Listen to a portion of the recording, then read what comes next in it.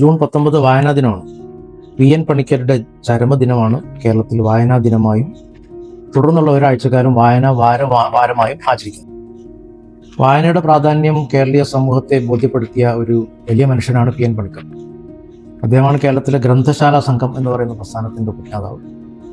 അദ്ദേഹത്തിൻ്റെ കാലഘട്ടത്തിൽ അദ്ദേഹം വീടുകൾ തോറും നടന്ന് പുസ്തകങ്ങൾ ശേഖരിച്ച് നാടൊട്ടുക്ക് ലൈബ്രറികൾ സ്ഥാപിച്ചു. നമുക്കറിയാം, ഒരു കാലത്ത് നമ്മുടെ കേരളത്തിൻ്റെ സാംസ്കാരിക കേന്ദ്രങ്ങൾ നമ്മുടെ ഗ്രാമീണ തലത്തിലുള്ള ലൈബ്രറികളായിരുന്നു. ആ ലൈബ്രറികളുടെ ഉപജ്ഞാതാവ്, അതിൻ്റെ സ്ഥാപകൻ, അതിനെ കോർഡിനേറ്റ് ചെയ്തൊരു വലിയ സംവിധാനത്തിനകത്തേക്ക് കൊണ്ടുവന്നൊരു വലിയ മനുഷ്യനാണ് എൻ പണിക്കർ. ആ എൻ പണിക്കരുടെ ചരമദിനമാണ് കേരളത്തിൽ വായനാ ദിനമായി ആചരിക്കുന്നത്. പ്രത്യേകിച്ച് സ്കൂളുകളിലൊക്കെ വലിയ വലിയ പ്രചരണ പരിപാടികളൊക്കെ ഉണ്ട്. വായന മരിക്കുന്നു എന്നൊക്കെ പറയുന്നുണ്ടെങ്കിലും കേരളത്തിലെ ലോകത്തുടനീളവും പുസ്തകങ്ങൾ ആളുകൾ വാങ്ങുന്നുണ്ട്, വായിക്കുന്നുണ്ട്, പുസ്തകങ്ങൾ എഴുതുന്നുണ്ട്. ധാരാളം പുതിയ എഴുത്തുകാർ രംഗത്ത് വരുന്നുണ്ട്. ഈ വായനാ ദിനത്തിൽ ചില പുസ്തകങ്ങൾ, ഒരു പുസ്തകത്തെ ഞാൻ നിങ്ങൾക്ക് പരിചയപ്പെടുത്തേണ്ട പുസ്തകം ലോകപ്രസിദ്ധമായ ഒരു ക്ലാസിക് നോവലാണ് വാർ ആൻഡ് പീസ്, യുദ്ധവും സമാധാനവും. ഈ പുസ്തകം പലരും വായിച്ചിട്ടുണ്ടാവും. ഏകദേശം ഇംഗ്ലീഷിലുള്ള വിവർത്തനം 1000-ഓളം പേജുണ്ട്. റഷ്യൻ ഭാഷയിൽ ലിയോ ടോൾസ്റ്റോയി രചിച്ച ക്ലാസിക് നോവലാണ് യുദ്ധവും സമാധാനവും. ഒരു പുസ്തകം വായിക്കുമ്പോൾ നമ്മുടെ മനസ്സിലുണ്ടാകുന്ന വിമലീകരണം എന്ന് പറയും, നമ്മുടെ മനസ്സിലുള്ള മാലിന്യങ്ങൾ ഇല്ലാതാവുകയും മനസ്സിനെ കൂടുതൽ നല്ലതാക്കുകയും ചെയ്യുന്നതാണ് നല്ല പുസ്തകങ്ങൾ. നല്ല കൂട്ടുകാരാണ് നല്ല പുസ്തകം. ലിയോ ടോൾസ്റ്റോയുടെ പുസ്തകം, ഈ നോവൽ യുദ്ധവും സമാധാനവും, വാർ ആൻഡ് പീസ്, തുടങ്ങുന്നത് 1805 അതിൻ്റെ പശ്ചാത്തലം. 1805 പ്രത്യേകത, ഫ്രാൻസിൽ നെപ്പോളിയൻ ചക്രവർത്തിയായി വരുന്നത് ഏകദേശം ആ കാലഘട്ടത്തിലാണ്. പിന്നീട് 1812 നെപ്പോളിയൻ റഷ്യ ആക്രമിക്കുകയാണ്. റഷ്യയെ ആക്രമിക്കാൻ വരുന്നത് വലിയൊരു സൈന്യവുമായിട്ടാണ്. 1,00,000-ലധികം എന്ന് പറയുന്നുണ്ട്, 2,00,000 എന്ന് പറയുന്നുണ്ട്. എന്തായാലും നെപ്പോളിയൻ സജ്ജമാക്കിയ ഏറ്റവും വലിയ സൈന്യങ്ങളിലൊന്നായിരുന്നു ഫ്രാൻസിൽ നിന്ന് റഷ്യയെ ആക്രമിക്കാൻ അദ്ദേഹം കൊണ്ടുവന്നു. യുദ്ധം തുടങ്ങി, മാരകമായ ആക്രമണങ്ങളുണ്ടായി. നെപ്പോളിയൻ യുദ്ധം ആരംഭിക്കുന്നത് 1812 ജൂൺ മാസത്തിലാണ്. അദ്ദേഹം മനസ്സിലാക്കിയിരുന്നത് ഒരു മാസത്തിനകം റഷ്യയെ കീഴടക്കി തിരിച്ചു പോകാമെന്നായിരുന്നു. പക്ഷേ യുദ്ധം അവസാനിച്ചില്ല. 1 മാസം കൊണ്ട് തീർന്നില്ല, 2 മാസം കൊണ്ട് തീർന്നില്ല, 3 മാസം കൊണ്ട് തീർന്നില്ല. യുദ്ധം അവസാനിക്കാൻ 6 മാസം എടുത്തു. ആ യുദ്ധത്തിൻ്റെ അവസാനത്തിൽ നെപ്പോളിയൻ പരാജിതനായി പിൻവാങ്ങുകയായിരുന്നു. ഡിസംബർ മാസമായപ്പോഴേക്ക് റഷ്യയിൽ അതിശൈത്യം, കൊടിയ തണുപ്പ് കാലഘട്ടമാണ്. നെപ്പോളിയൻ്റെ സൈനികർക്ക് ആ തണുപ്പിൽ പിടിച്ചിരിക്കാൻ പറ്റിയില്ല. ഓരോരുത്തരായിട്ട് മരിച്ചു വീഴാൻ തുടങ്ങി. ബാക്കിയുള്ള സൈന്യവും കൊണ്ട് നെപ്പോളിയൻ തിരിച്ച് ഫ്രാൻസിലേക്ക് ഓടി രക്ഷപ്പെട്ടു എന്ന് പറയുന്നതായിരുന്നു. ഇതാണ് ഈ നോവലിൻ്റെ പശ്ചാത്തലം. റഷ്യയുടെ ആക്രമണം, റഷ്യയ്ക്ക് മേലുള്ള ഫ്രാൻസിൻ്റെ, നെപ്പോളിയൻ്റെ നേതൃത്വത്തിൽ നടന്ന ആക്രമണം ഒരു സമൂഹത്തെ, ഒരു യുദ്ധം എങ്ങനെ ഒക്കെ ബാധിക്കുന്നു എന്നുള്ളതിൻ്റെ ഏറ്റവും നല്ല ഒരു സ്ഥിരീകരണമാണ് ഈ നോവൽ. നമ്മുടെ യുദ്ധങ്ങളിൽ ആരും ജയിക്കുന്നില്ല. ഇപ്പോൾ ലോകത്ത് പല ഭാഗങ്ങളിൽ യുദ്ധം നടക്കുകയാണല്ലോ.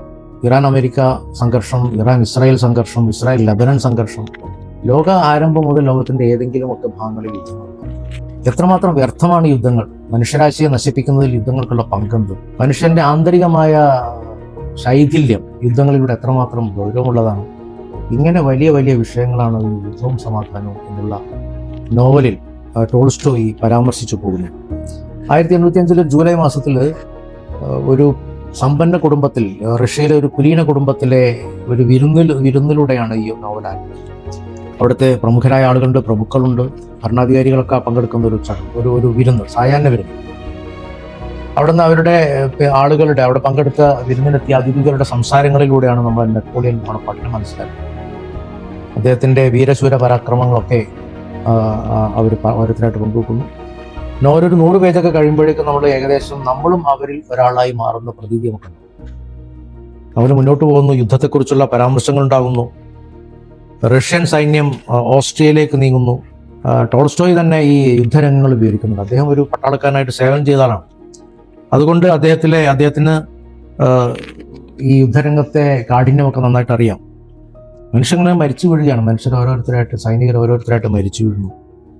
യുദ്ധത്തിൽ മിത്രങ്ങളില്ലല്ലോ, എല്ലാവരും ശത്രുക്കളല്ലേ. യുദ്ധരംഗത്ത് ആരും മിത്രങ്ങളില്ല, നമ്മുടെ സുഹൃത്തുക്കളില്ല, എല്ലാവരും ശത്രുക്കളാണ്, എല്ലാവരും കുറ്റവാളികളാണ്. ഒരു യുദ്ധരംഗത്ത് പ്രവർത്തിക്കുന്ന എല്ലാ സൈനികരും കുറ്റവാളികളാണ്. ഒന്നുകിൽ കൊല്ലുക അല്ലെങ്കിൽ മരിക്കുക എന്നുള്ളതാണ് യുദ്ധം മനുഷ്യരാശിക്ക് നൽകുന്നത്. ഇങ്ങനെ മനുഷ്യകുലത്തിൻ്റെ ആകുലതകൾ മുഴുവൻ ഈ യുദ്ധവും സമാധാനവും എന്നുള്ള പുസ്തകത്തിൽ, നോവലിൽ നമുക്ക് കാണാൻ വേണ്ടി പറ്റും. നമ്മളൊരു പുസ്തകം വായിക്കുമ്പോൾ മനുഷ്യൻ്റെ നിസ്സഹായ അവസ്ഥകൾ, മനുഷ്യൻ എത്ര സമാധാനം ആഗ്രഹിച്ചാലും മനുഷ്യനെ യുദ്ധത്തിലേക്ക് തള്ളിവിടുന്ന സാഹചര്യങ്ങളുണ്ട്. അപ്പോൾ നമ്മൾ ആലോചിച്ച് നോക്കും, ഇറാനും ഇസ്രായേലും തമ്മിൽ സംഘർഷം നടക്കുന്നു. അവിടെയുള്ള ആളുകൾ ആഗ്രഹിക്കുന്നതാണോ യുദ്ധം? സാധാരണക്കാരന് ദുരിതങ്ങൾ മാത്രം നൽകുന്നതല്ലേ യുദ്ധം?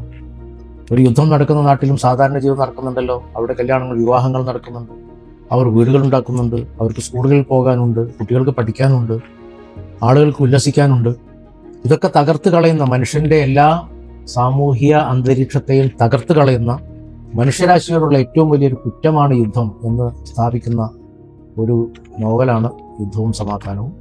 ഈ വായനാ ദിനത്തിൽ വായനക്കാർക്ക് വായിക്കാനും അവർക്ക് അവരുടെ മനസ്സിനെ ശുദ്ധീകരിക്കാൻ പറ്റുന്ന ഒരു നല്ല കൃതിയാണ്. ലോക ക്ലാസിക്കുകളിൽ ഏറ്റവും മികച്ചതായി പരിഗണിക്കപ്പെടുന്ന രചനകളിൽ ഒന്നാണ് വാർ ആൻഡ് പീസ്, ലിയോ ടോൾസ്റ്റോയുടെ.